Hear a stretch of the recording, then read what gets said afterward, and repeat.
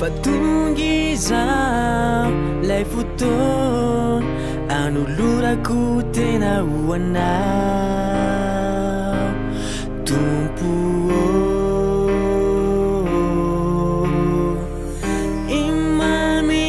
imamindrindry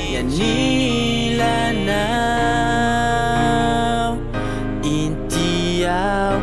inty aho sasao Ny batisy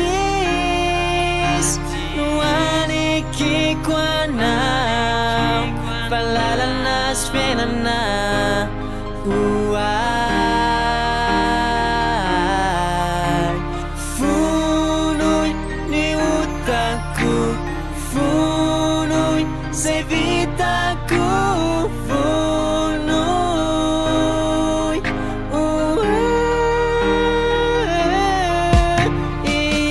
Sanay voatiray Fanolora-telo anao Ka amasinonao ray Zao batisy izaho Sanay voatiray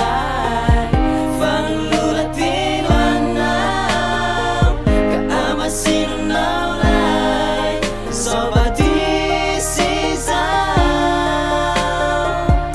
Antso malefaka finofity Nambaboay ianao Kristy Ampy ahy, ampy ahy, ampy ahy Ampy ahy Ny batisy no anekiko anao Fahalalana sy fiainana ho ahy Fonoy ny otako Fonoy zay vitako